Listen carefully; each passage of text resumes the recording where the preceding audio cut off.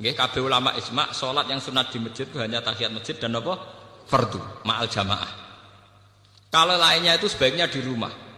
Bahkan salat sunat di rumah itu lebih afdal beberapa kali dibanding salat sunat di masjid. Ini riwayat sahihah dan disepakati semua ulama. Logikanya sederhana. Kula nu ngrasakno tenan.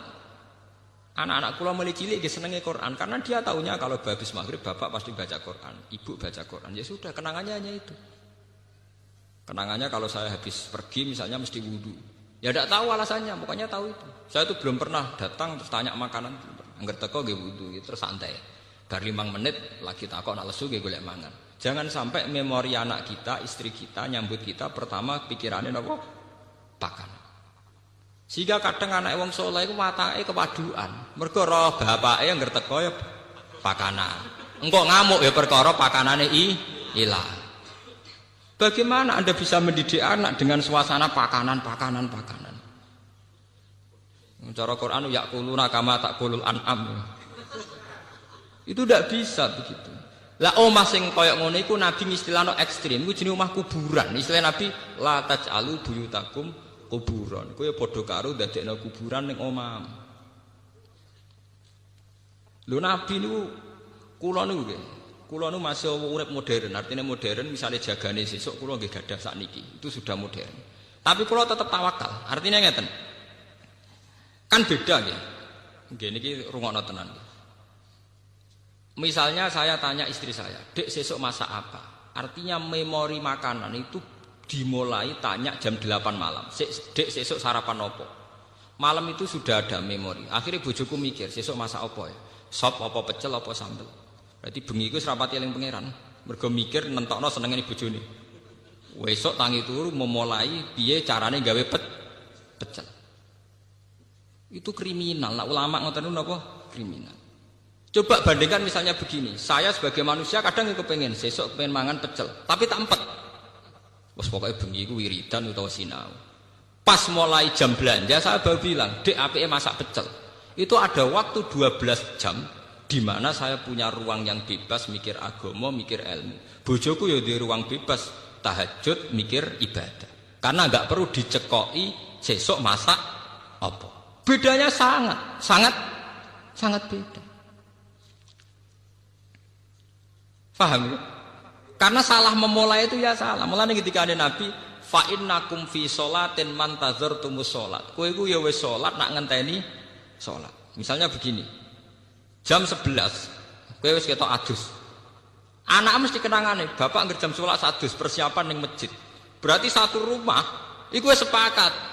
Ah bapak ora ngarah mangan, angger adus mesti persiapan ning masjid, ora ngarah mangan. Bojo ora perlu nabrak goreng tempe, goreng gerah, wis kere ribet. Paham ya? Lho niki penting, kadang kita wis melarat ribet. Kowe ku wis melarat, wis terkenal nak teko-teko takok pakanan. Wong duwene gereh mek lengo kletik entek. Wah akhire bojom kan ribet. Lho wong melarat malah repot. Goreng tuku lengose. Engko barang ape nyumet koreke rusak. Paham ya? Lho wis ngerti nak mangane ndek ning ribetno bojo kok teko-teko takok napa? Mangan iku ora memperkeruh masalah to. Coba kalau dari awal sampai tradisi Islami, kana Rasulullah idza qadima min safarin bada habis sholat. Bojomu kan tenang. Gerah ya rontok entek, minyak goreng yang rontok entek, tapi tenang. Ah bojoku teko mesti sholat sik. Engko ora ngamun arung mangan. Wong bar sholat itu setane ilang, rapati kereng. Setane rapati kereng. Artinya bener-bener ma anzalna alikal Qur'an apa litasqa. Sing mari kowe tasqa mergo ora tau konsep Qur'an. Kira mentakok pakanan. Wah, akhirnya kayu nentek, bojone nyebul kompor barbar, tetap ramateng-mateng ngomak. Bareng diamuk sesuk bojone nglawan. Kon masak ngono suwi, ora suwi piye Mas? Duwe ra duwe gara-gara kowe. Wah, akhirnya malah parah. Luwih parah meneh kan. Menggugat aslul mas. Alah. Coba kalau sampeyan terkenal ning arepe bojo manamu. Itu harus dilatih. Saya sendiri juga hingga detik ini melatih. Ibu kula nu paling tenan, mboten. Dadi kamane nyedakno mangan kula kok keliru, wis yakin gak ngarah bojoku ngamuk urusan pakanan. Wis pede pol wis. Kula lah tak jaga betul. Mulane kula tapi kula wong modern dadi tak elmoni. Kecewa mangan ning omah ya marung kok.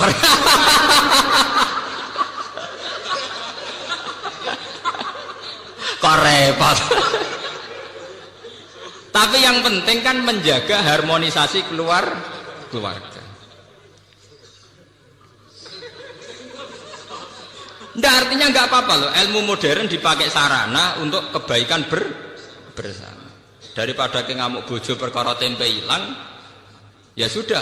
Teko sholat, ngono ana sing kurang ya tuku bar selesai. Toh kowe tuku ning warung ya bagian ibadah. Wong kuwi warung ya niate kerja.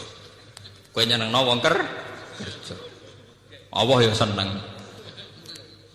Mbah kula nu senengane marung. Bapak kula senengane marung. Nate kula tangkleti.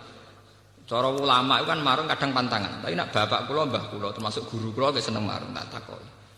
Wong gawe warung iku apik-apike wong. Artinya ndekne melawan cara mendapat rezeki secara jalan pintas. Mulane Kanjeng Nabi itu menghormati betul wong kerja. Ketika Nabi ditanya ibadah terbaik itu apa? Jawab Nabi amalur rajul biyadihi. Orang bikin warung itu artinya melawan mencari rezeki lewat prostitusi. Orang bikin toko itu artinya melawan mencari rezeki lewat maling dan lewat jalan pintas. Maka proses-proses perdagangan ini menurut Islam semuanya dianggap ibadah.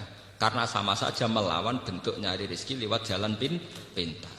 Tapi kita kadang sebagai kiai ku bodoh, nganggep wong di warung kedonyan. Wong di toko gede napa? Kedonyan. Cek seneng ya monis wong liya ku.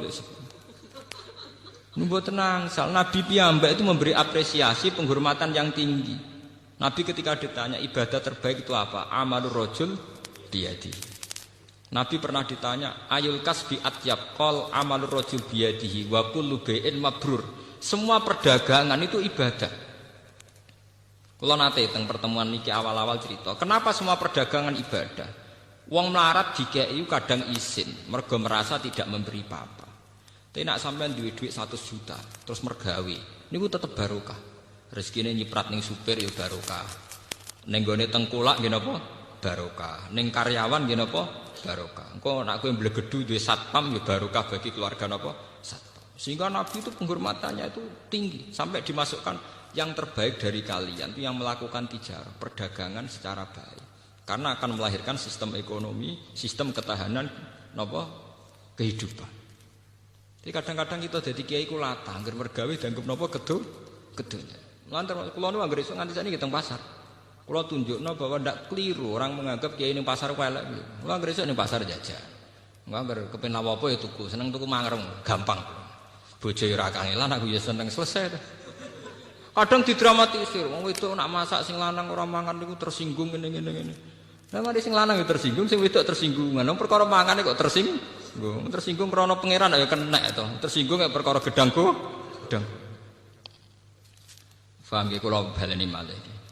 Kenapa ibadahnya orang bodoh itu kadang dianggap salah? Karena kadang begitu itu tadi kejadiannya. Orang menghabiskan suasana religius di masjid, di rumah sama sekali enggak kebagian. Sehingga teko masjid ijek nganggo serban, kambine cek takwa. Ndi Bu mangane?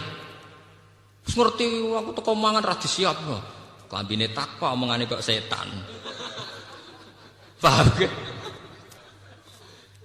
Tempe hilang ngamuk, bareng sajadah hilang ra ngamuk. Artinya yang terkait agama ora tersinggung, tapi nak terkait weteng napa? Tersinggung. Paham ya? Ini contoh ya, betapa kadang ibadah wong bodoh dianggap parah karena kadang ya begini nih kejadiannya. Begitu juga adat Jawa. Adat Jawa jare nek ana tamu sing ramah, mbek tangga sing ramah. Akhirnya mbek tuamu ramah, simpol pitik disugono tamu, sayap disugono tamu. Anake ape mek sithik. Goblok, nggo tamu. Artinya apa?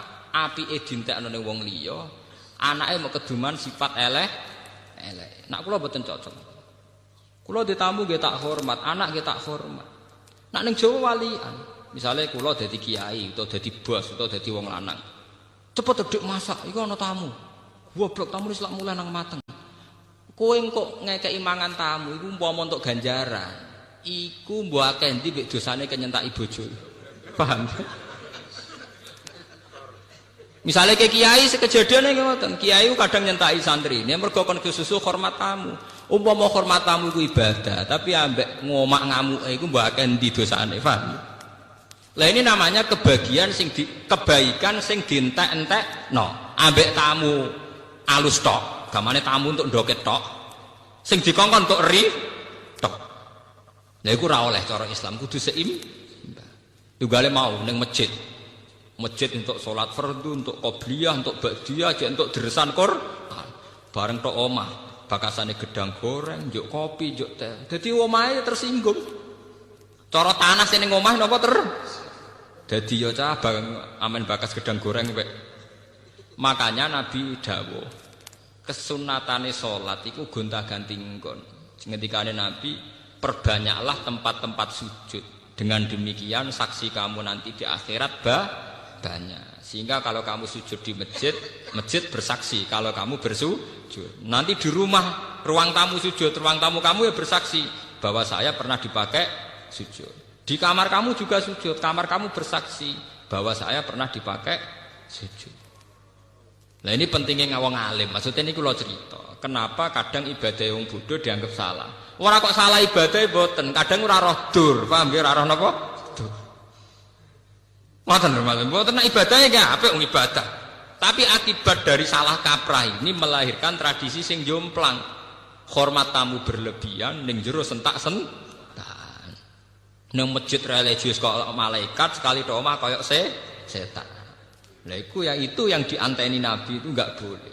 Sampai Nabi ngislano la taj'alu buyutakum napa kuburan. Omah iku aja dadekno napa kuburan. Nah, kalau kita sudah bisa begitu, pasti ma anzalna alikal Qur'ana napa litas.